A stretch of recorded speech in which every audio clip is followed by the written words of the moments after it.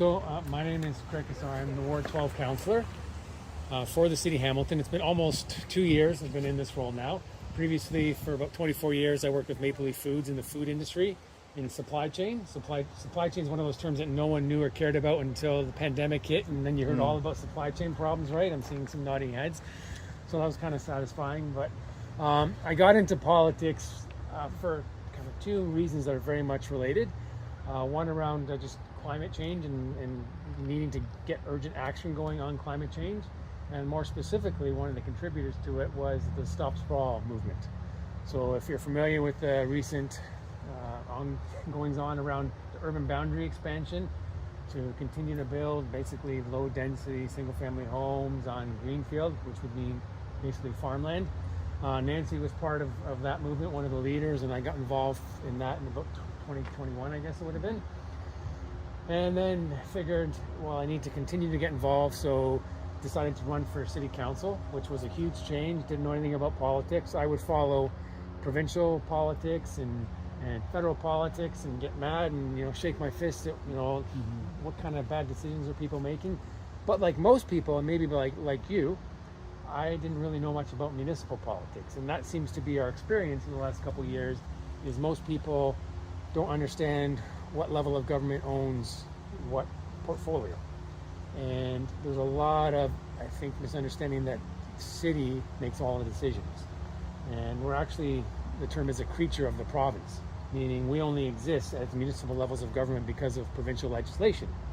And the province can change our abilities and things that we can affect, which has kind of been a challenge where the current government has an agenda, which I would say is very regressive and kind of 1970s backwards thinking, and is changing what the city is able to do around, for example, land planning. And they've changed the game where developers can expand our urban boundary without the city wanting to do that, because we've said we don't want to continue expanding out.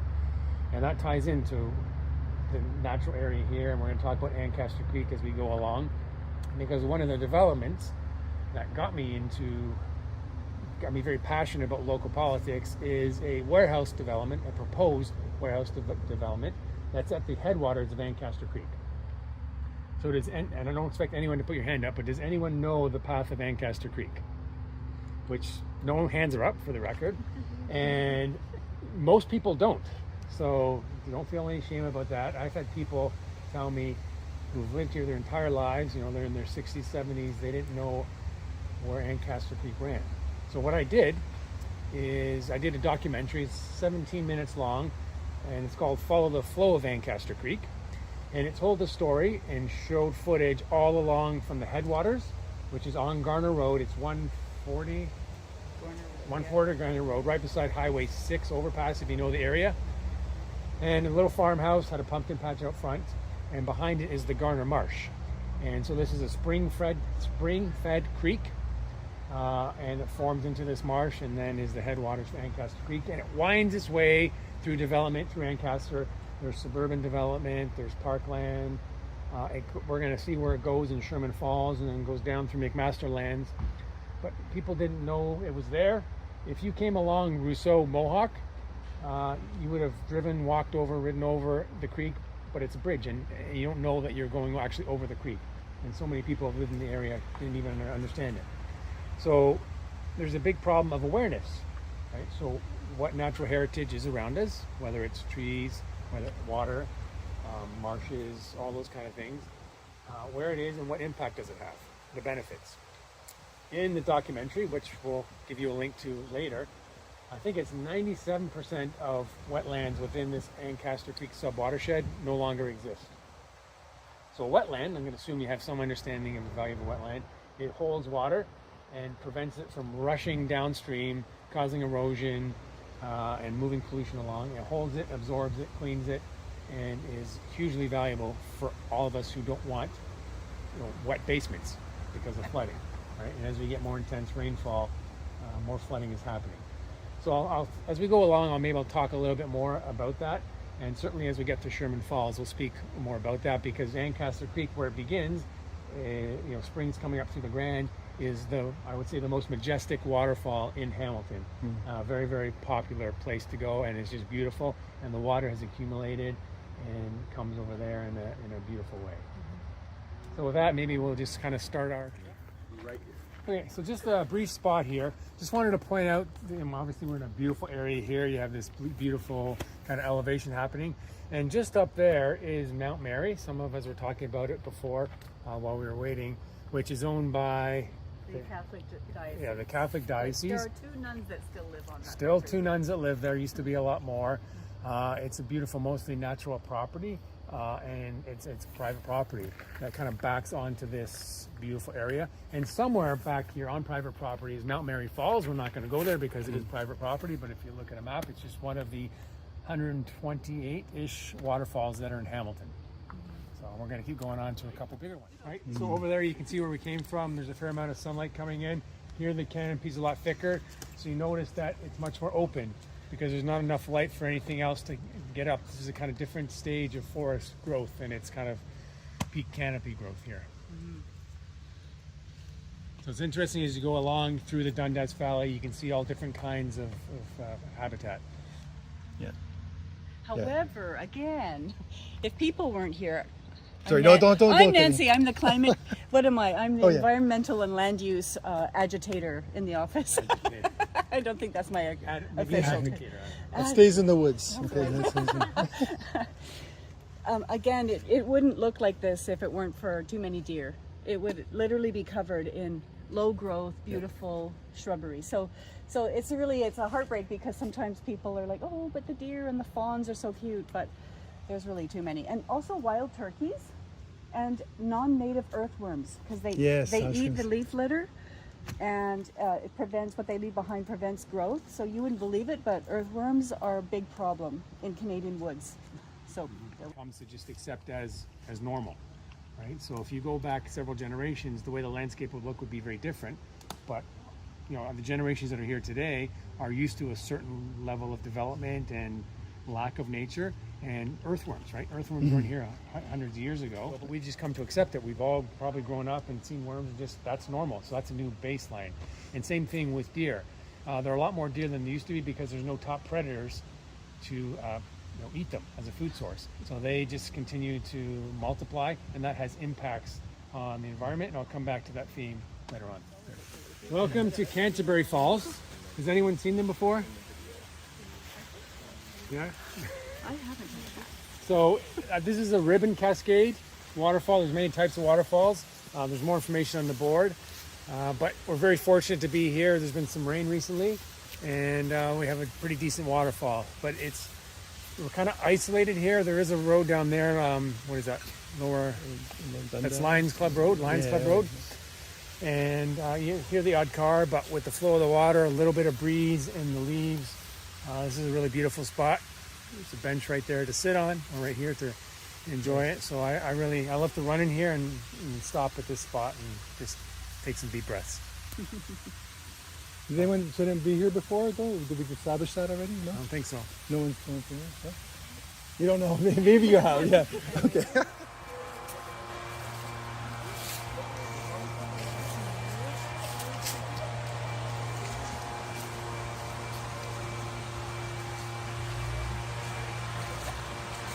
You have the sun coming through the trees, right? A little bit of breeze. It's actually a perfect setting right now. And Sherman Falls always has a good amount of water coming down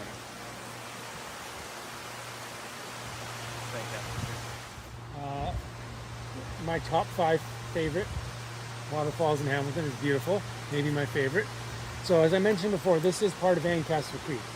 So Ancaster Creek starts, as I mentioned before, ground source water in the Garner Marsh along Garner Road near Highway 6.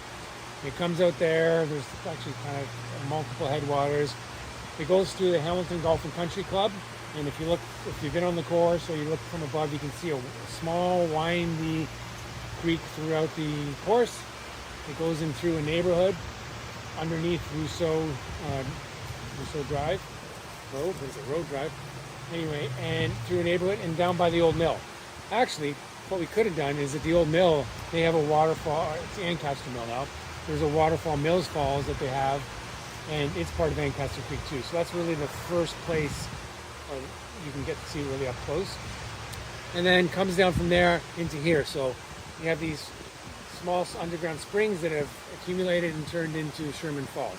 And I feature this in the documentary I mentioned, Follow the Flow of Ancaster Creek, because it's such a beautiful spot. From here, it continues under the road, goes through private property. We're going to kind of walk along that as we go along the trail a little bit, and through the McMaster Forest, where it meets up with other creeks, and then goes out into Cootes Paradise. So, a groundwater-fed creek is a cold water creek because the water's cold. Does anyone know the significance of that for just biodiversity? Cold water creeks versus warm water creeks? Or, nope. Cold water creeks support a different kind of species. So some species like red-sided dace is a small fish, and others that need water below a certain temperature. And if the water gets warm, they will just die out. So can anyone connect the dots on what the risk is to development to a cold water creek? It warms it up, because what the developer is proposing to do is we're gonna move the wetland. You can't move a wetland. What they're really going to do is create a stormwater pond. Hopefully everyone's seen a stormwater pond, which is kind of current engineering for building new neighborhoods. You have to have somewhere where the water runs. The water is going to collect there and slowly dissipate. But it's water that's sitting out in the sun, and it warms up and then flows down the creek. So it is going to warm up the water. The average temperature of the creek would rise, and then certain species of fish and other animals would not be able to survive. At one point, there were like salmon coming up here, and there's been some restoration done by passionate neighbors downstream to remove blockages, and they've seen some fish coming up further and further. But if the water gets warmer, that habitat's not going to be suitable. There's a brown trout, I think, for the first Was it time brown in trout? Brown trout. yeah, for the first time in many years, Right. because they're working with Trout Unlimited to clear the path, and because the water's still cold, it's still a habitat for them, Yeah. because that monstrosity hasn't been built yet. Yeah. Thank you for that clarification. Yeah. So water gets warmer, and then species die off. And then I was mentioning baselining earlier. So 2 generations from now, if that happens, that generation is not going to expect to see any wildlife. And so what's the consequence of not having wildlife in the creek that was there before? Reduced biodiversity. So you could argue, it's one creek, there's some fish species that aren't there, what's the big impact? Well, the problem is it's not just one creek, it's happening everywhere. Right? You take one local instance, and that same methodology of development is happening everywhere. I mentioned before, 97% of wetlands in this sub-watershed have already disappeared. Species become extinct. You look behind you, look at the erosion. See just on the other side there? So there's erosion happening because we have big waterfalls, more water happening, more runoff. So another problem is there's going to be a 1,000-car parking lot at this development if it happens, which is not going to allow the ground to absorb water there. It's going to run off into that stormwater pond and also continue into the creek in bigger, higher volumes of water that creates erosion. And there's big problems of erosion downstream, which takes out trees, and then it just kind of cycles, and then you have bigger creeks, and you kind of destroy the environment. So there's a whole lot of implications that future generations would just see as normal, and then they would accept it. And that's part of the problem with the whole baseline effect, is every generation just kind of sees what's normal, accepts it, and doesn't understand what was there before. So, it's always good to learn history, and we learn in school about history of, colonization and what happened with people, but also the history of what a landscape was like and what the environment was like is even more important, because if the wildlife doesn't exist, ultimately we don't exist either. Any questions about any of that? Hear about the Ford government's plan to build Highway 413, Yeah. and how the federal government just brought in the need for a federal impact assessment. One of the ways to stop it potentially is because the red-sided dace that Craig just referred to is a cold water species. It's a minnow this size, but it only lives in a stream such as this, and there are several of them crisscrossing the path of the 413. and they are protected federally. Fisheries, fish have the highest level of protection in this country. So if they can find some red-sided dace in there, which I think they have, it would affect the development of that entire highway. And one other thing I'll mention about impermeable surfaces like parking lots and buildings, especially in the proximity of farmland. So we want to preserve farmland. We need food to eat. Farmland uses fertilizer. And anyone hear about the blue-green algae blooms that were along the waterfront in the harbor? So it's probably the worst it's ever been. And how blue-green algae develops is two things. One, you have nutrients like fertilizer that are washed downstream. And when you have big rainfalls and you have runoff from farms, those two things together wash the nutrients down into the water, so into the creeks and eventually where they empty out. And then we have hotter temperatures and lots of sun, and that just allows the blue-green algae to grow at a faster and faster pace over the year and creates it's not nice to look at, and also stinks once it starts to decompose. So if you walk down the waterfront trail down near Pier 4 or Basement Park in August and into September, you would have smelled it. Thanks. And so a lot of people will write in and say, well, why doesn't the city do something about that, clean that up? So actually, if you vacuum up the blue-green algae, which the city did a few years ago, it actually clears it up for 2 or 3 days, and then it comes back and even worse because it just agitates it and grows. And it also puts aerosols into the air that are not good to breathe in, dangerous for the workers, for the people walking around, for the wildlife, because when you suck up stuff, you're sucking up all the good bacteria and microorganisms that are there as well. So it's one of these problems, as the question was asked, someone asked me earlier, how are things at City Hall, what are the challenges?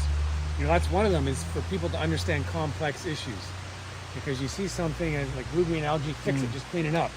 Yeah, you can go and vacuum it up, put it in the sewer system to the water treatment plant, and spread it even further so it grows in other places. But the real problem is fixing kind of the whole system that we've built that fertilizes land, allows it to run off into our creeks, and then is exacerbated by climate change that is created by the same system. So very, very complex problem, just like earthworms and how you deal with invasive worms. It's not very easy to deal with because we built kind of a whole system that is just spread and it's kind of out of the cage and uncontained. So that's just one of the major issues that we're dealing with that are very, very complex. But when you read a newspaper article that's maybe 500 words and it may or may not give a fair treatment to the topic, that generates a lot of discussion that's uninformed in the public, unfortunately, and creates a lot of spin and energy that we have to then deal with. So this is Wilson Street here, and Tiffany Falls is just on the other side of Wilson Street. It's a couple hundred meters hike in. So another one of the amazing waterfalls in Hamilton. But I just wanted to tie back the conversation about development. We were talking about the proposed warehouse at the headwaters of the Ancaster Creek and the Garner Marsh. And development is happening in Hamilton. So we're not anti-development, we're just pro-good development. And one of the things that the city, on Tuesday actually, coming to planning committee, so if anyone wants to come and see that and maybe delegate, come share your opinion, you have 5 minutes to come and speak to committee. But it's green building standards. So for centuries we just built things, and eventually it was building code and fire code, and things got better over time. But now a lot of cities, provinces, countries have developed green building standards. So not just building things that are going to maybe last for decades and aren't going to burn down quickly, but actually consider things like energy usage, because we're in a climate crisis.